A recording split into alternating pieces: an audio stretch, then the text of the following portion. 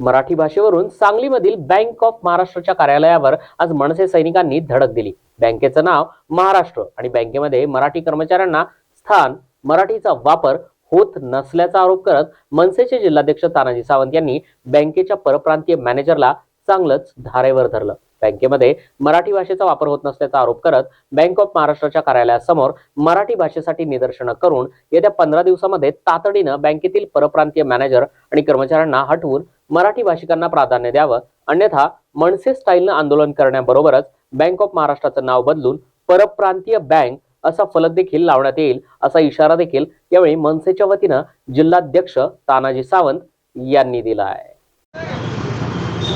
आज Maharashtra bank of महाराष्ट्रमध्ये आम्ही इथं आलो होतो। या ठिकाणचा आम्ही कारभार पाहिला तर या ठिकाणी मराठी भाषेचा वापर होत नाही आहे। या ठिकाणचा मॅनेजर अमराठी, परप्रांतीय, ही महाराष्ट्रीयन बँक ऑफ महाराष्ट्र या बँकेचं नाव आणि या बँकेचे जवळजवळ 90-95% मॅनेजरच अमराठी आहेत, हिंदी भाषिक आहेत।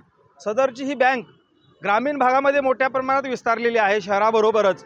या ठिकाणी शासनाच्या योजना येतात, शेतकऱ्यांच्या योजना येतात, अनेक योजना असतात, पण इथले मॅनेजर अमराठी असल्यामुळं त्या योजनांचा लाभ सामान्य नागरिकांना घेता येत नाही आहे।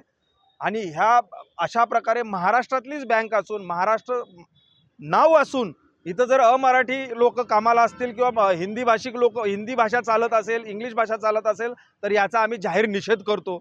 आज आम्ही या मॅनेजरला भेटलो, त्या मॅनेजरला आम्ही काही बोललो ते समजलंच नाही। त्याला विचारलं, तुला काही समजते का? तर काहीही समजत नाही। जर आम्ही बोलून जर अशी अवस्था असेल तर सर्वसामान्य माणसांची काय व्यथा असेल।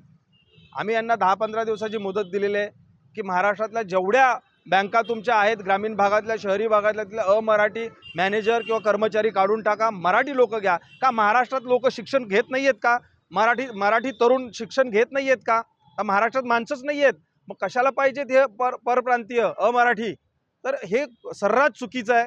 कालच पाडवा मेळाव्यात साहेबांनी आवाहन केल्याप्रमाणे आम्ही या ठिकाणी आलो होतो की मराठी भाषेचा वापर करावा म्हणून, पण या ठिकाणी वेगळं भयावह चित्र दिसलं आम्हाला आणि याचा बदल नाही झाला तर यानंतर आम्ही हा बँक ऑफ महाराष्ट्राचा बोर्ड आहे, तर यानंतर बँक ऑफ परप्रांतीयाचा बोर्ड मनसे लावल्याशिवाय राहणार नाही।